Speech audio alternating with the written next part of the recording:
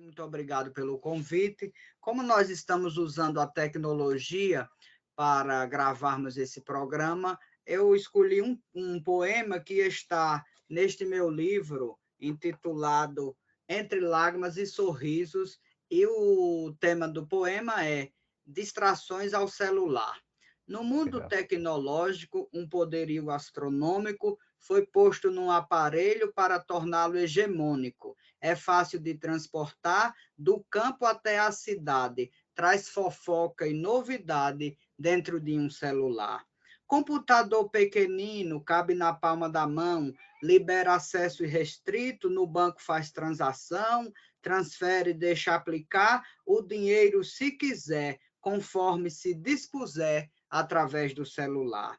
Armazena, salva texto, produz planilha, recebe, corrige, manda de novo, facilmente se concebe. Pela net é só clicar, sem ter nada de complexo, manda o documento anexo, tudo pelo celular. Caminhando pela rua, na corrida matinal, mede os seus batimentos, vê pressão arterial. É importante pensar se de fato vale a pena correr sem sair de cena da tela do celular. A pessoa distraída cai dentro de um buraco, sai ferida, machucada, dolorida, só o caco. Isso é possível evitar, basta ser mais cuidadoso, pois é muito perigoso grudar-se no celular.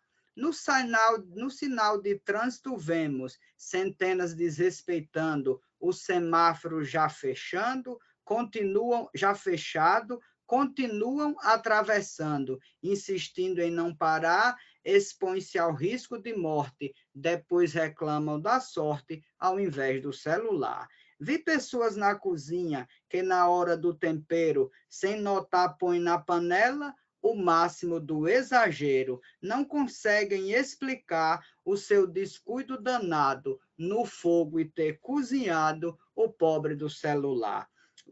Um passageiro no ponto esperava o coletivo, mexendo no WhatsApp de um modo compulsivo, concentrado e sem parar. Nisso o transporte chegou, partiu, mas ele ficou vidrado no celular. Maravilhoso, Vanessa, obrigado. Então, para começar, gostaria de falar um pouco sobre as suas publicações. Como foi a sua primeira publicação impressa? Foi por iniciativa própria, autopublicação, ou foi a convite de alguém, já uma editora, um sarau ou um coletivo, Vanessa? Damásio, tudo começou lá no interior da Bahia há 21 anos, no ano exatamente de 2001, foi quando eu fiz a primeira publicação. Eu escrevi um cordel que era a biografia, que é a biografia do bispo da Diocese de Paulo Afonso, na Bahia. Eu trabalhava na paróquia e quando esse bispo morreu, eu trabalhava na catedral. A catedral, para quem não sabe, é a igreja do bispo. E eu tinha muito contato com ele. E era uma pessoa muito boa, esse bispo. E aí, no ano de 98, eu nunca imaginei de escrever cordel. Mas eu tinha o dom de escrever.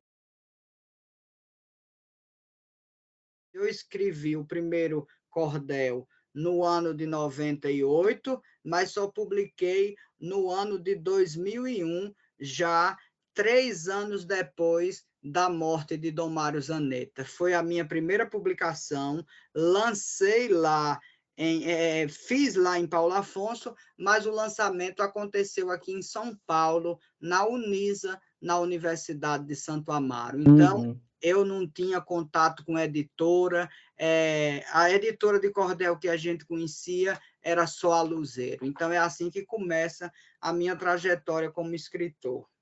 Lançaram suas obras antes, durante e após o isolamento da Covid. Você chegou a lançar as obras exclusivamente no meio digital? Não, não cheguei a lançar, professor, no meio digital. Eu tenho alguns que aí as próprias editoras, a Panda, a Nova Alexandria, que publicaram obras minhas, elas mesmas lançam. Mas eu mesmo, porque de 2014 para cá, houve uma grande crise no mercado editorial. E eu já era um autor em 2010 até 2014, que eu já não me autopublicava. Mas a coisa foi ficando difícil com essas crises, com a instabilidade política, econômica do país, e o ramo editorial sofreu um abalo muito grande. Então, eu voltei a me autopublicar a partir do ano de 2018, mas essas minhas autopublicações, eu imprimo, hoje independente, claro que continuo com livros na Nova Alexandria, na Luzeiro, na editora Areia Dourada, na Panda Books, mas as minhas autopublicações eu faço e eu mesmo também vendo. E elas, por natureza, as editoras, as autopublicações, eu uso o selo da Areia Dourada e ele coloca em todos os meios digitais para serem vendidos. Mas eu nunca fiz só uma publicação só para o meio digital. Eu ainda continuo imprimindo o livro físico, porque foi assim que eu comecei há 21 anos e comecei com o folheto tradicional do cordel. O meu primeiro cordel já saiu nesse formato colorido, que é o formato da editora Luzeiro, aqui de São Paulo. Porque eu sou de uma região no interior da Bahia que aquele cordel menor, esse cordel tradicional, assim, nesse formato menor e preto e branco, não chegava para mim. O cordel que meu pai comprava já era o cordel aqui do Sudeste, era o cordel colorido. Então, eu venho dessa tradição. Eu não me rendi ainda totalmente só ao digital. Eu tenho sempre o livro físico e as editoras colocam no mundo digital também, porque a gente tem notícia de pessoas, por exemplo, tem um menino que comprou os livros meus na Estônia, outro na Suécia. Imagine, se não fosse digital, eles não teriam tido acesso, sabe? Então, a gente tem que estar lá também. Mas no meu dia a dia, o livro físico funciona muito ainda. E a criação e a divulgação nesse período pandêmico? Teve mudanças, não? Teve muita mudança, professor. Foi muito difícil no começo, porque o caminho do autor independente é sempre os eventos, né?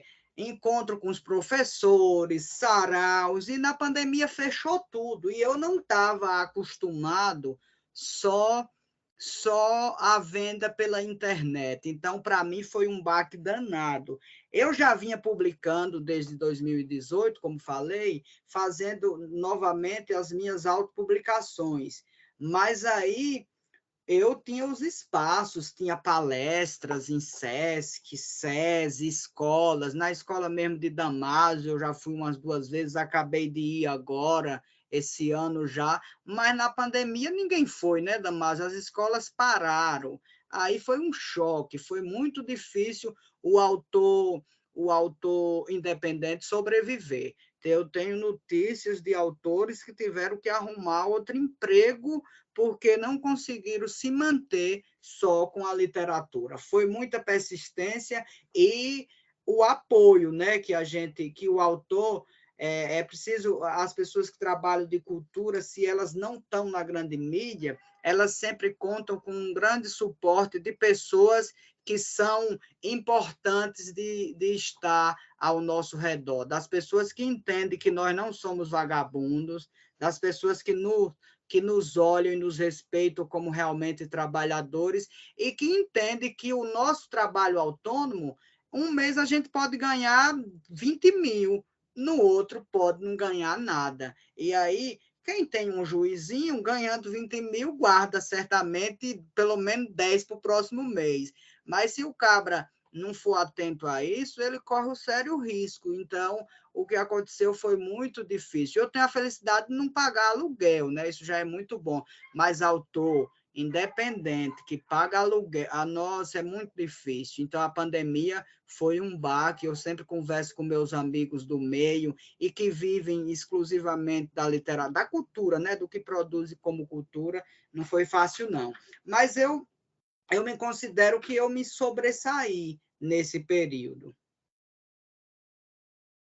Ô, Vanessa, você já falou um pouquinho da dificuldade, né, nesse cenário pandêmico e o processo de publicação. Na verdade, você chegou a publicar alguma coisa nesse período? Publiquei, nesse período eu publiquei e vendi sozinho, Damásio. Pasmem vocês, mais de 600 livros. Os meus amigos dizem que isso é best-seller, sabe? Porque não é fácil. Eu sempre publico. Olha, de 2018 para cá, com as minhas autopublicações, eu já vendi 5.000 exemplares sozinho. É muita coisa. Isso é considerado best-seller, porque teve um que foi uma venda, eu estou contando com ele porque ele foi uma venda para a prefeitura o ano passado, ó, desse livro aqui, que eu escrevi todo pelo WhatsApp.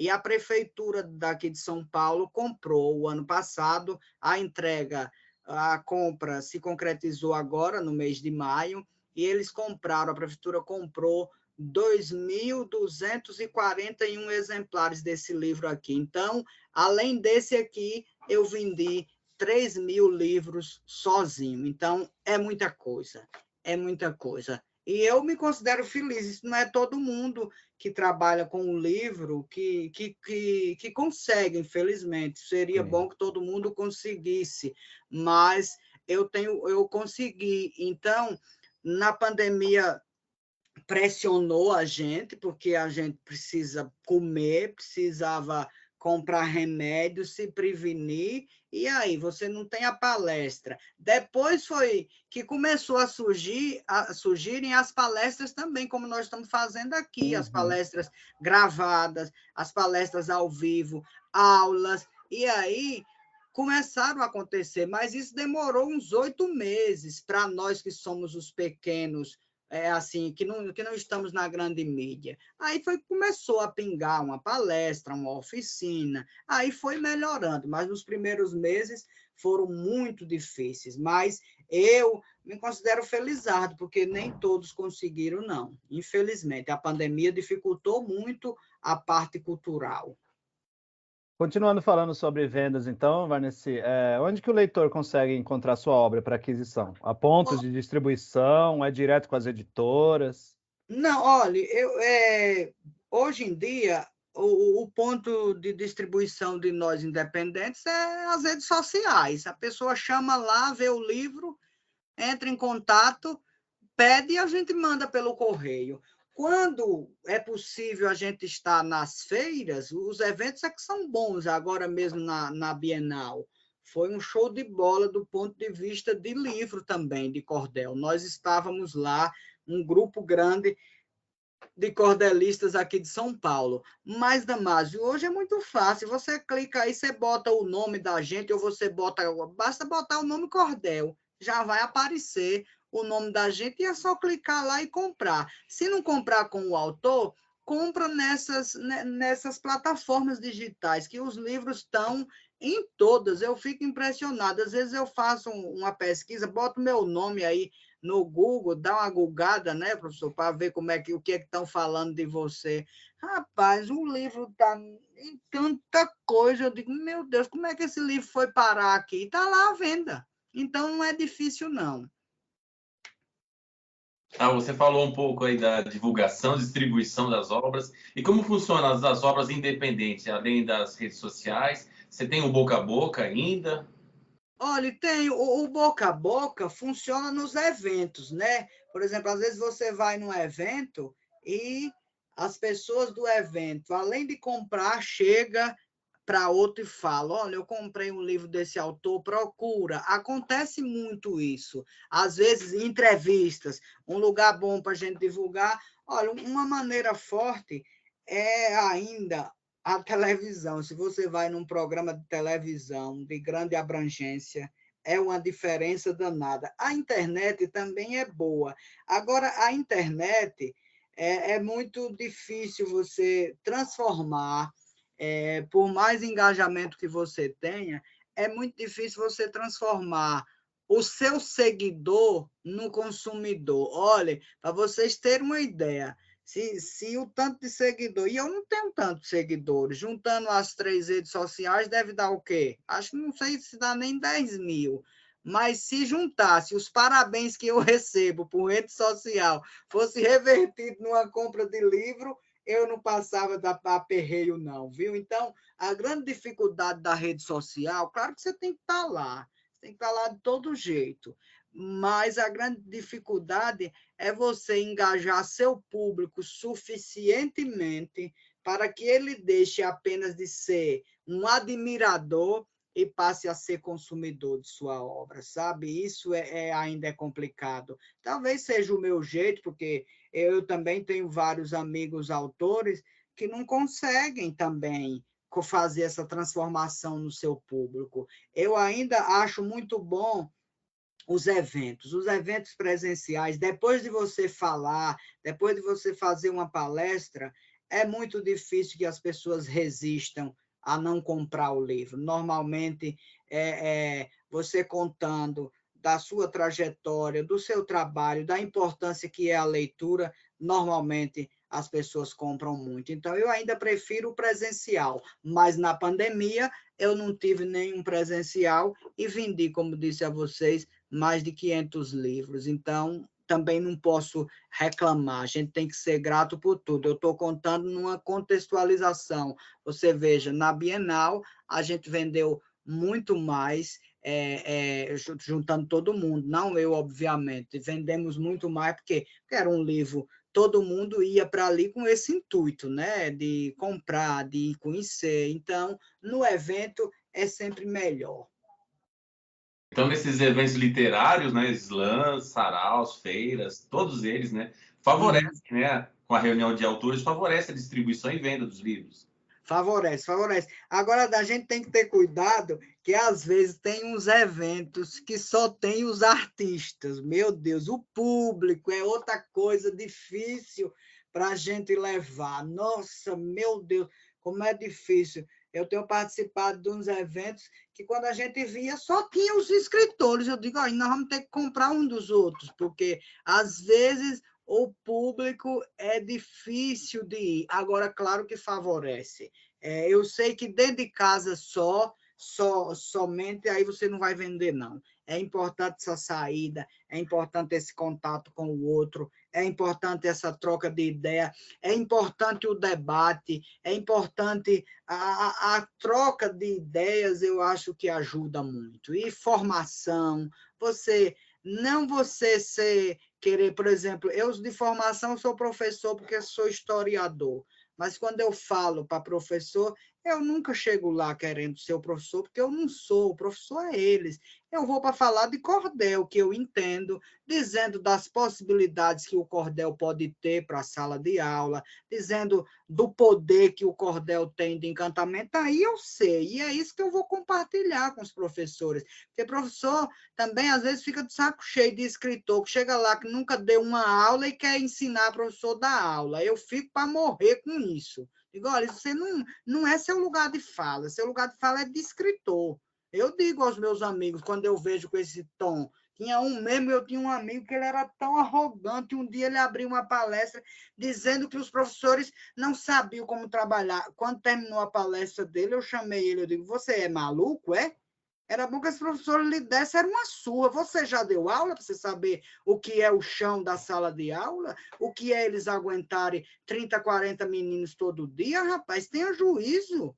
Vá estudar mais, pelo amor de Deus. Então, o meu papel é de apresentar, de encantar o professor, a professora com o cordel, para ele também usar dessa fonte riquíssima que é o cordel, que pode estar na universidade, que pode estar na escola, que pode estar na alfabetização, que pode estar em todo lugar, desde que haja o mínimo de preparação. E o cordel, às vezes a pessoa quer entender tudo de cordel. Não precisa. Uma vez uma pessoa disse comigo, Vanessa, lê aí cordel. Eu digo, você não sabe ler, não?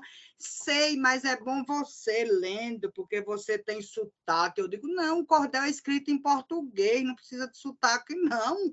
Vá ler só, se familiarize, se encante, e que você também vai encantar os outros. Então, meu papel de escritor é esse, é passar essa mensagem, que eu acho que o resto o cordel faz.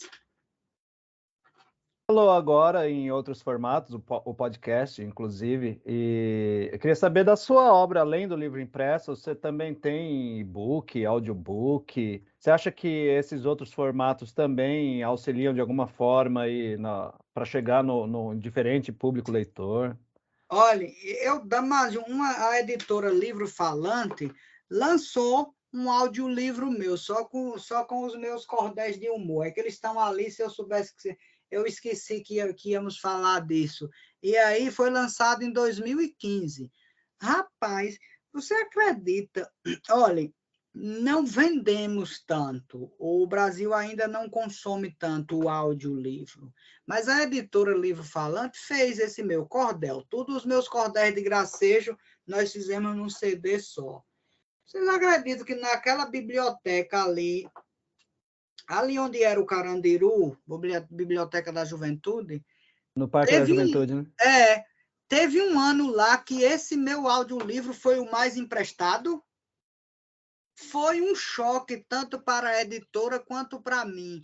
Teve naquele ano, eu acho, 15 mil empréstimos.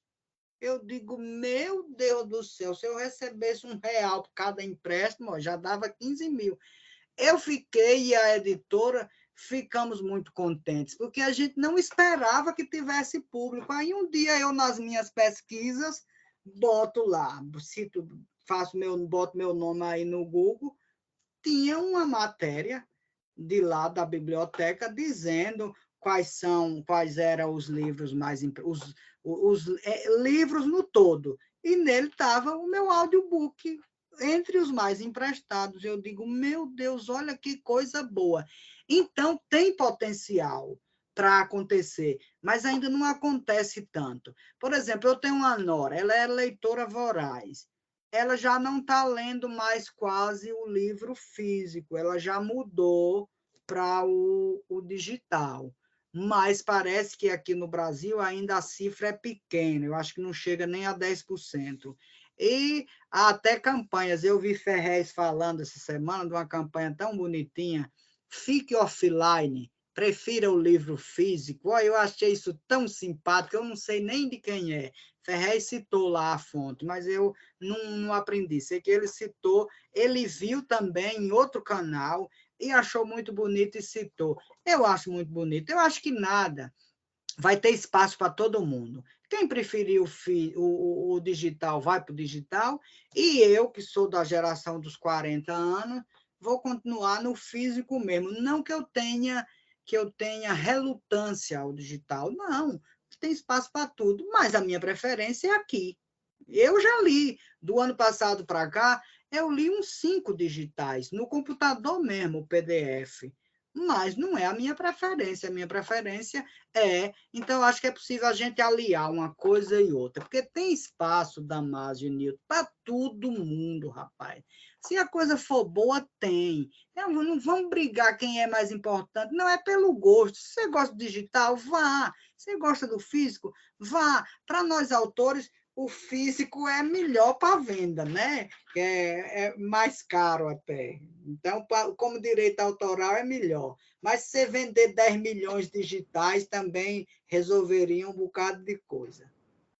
Eu vou até cortar o Newton agora um pouco, porque o que nós falamos agora, nós tínhamos conversado um pouco antes, né, Varnesi, das fanpages, lembra? Nós comentamos sobre isso.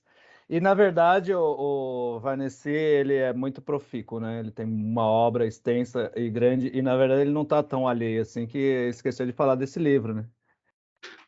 Eu mostrei já. Você mostrou? O Varnesi Mostrei. fez um inteiro só com as conversas realizadas pelo WhatsApp.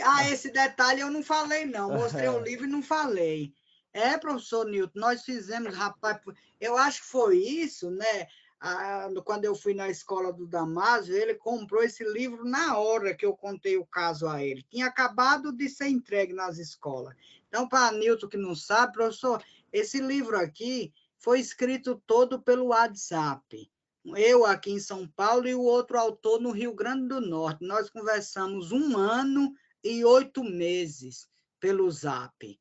E nesse período teve tanta coisa, tinha acabado de passar o golpe, e ele, esse autor, teve até depressão, foi uma confusão, e nós conseguimos fazer. Aqui tem quase 400 estrofes. Aí, o ano passado, eu escrevi no edital da prefeitura. Eu não tinha esperança que esse livro entrasse de jeito nenhum. O meu editor, o Josué Gonçalves, disse: rapaz, não escreve esse livro, não, isso aí não tem chance, não. E eu tinha um exemplar e peguei 2 com o Josué, que ele tinha lá.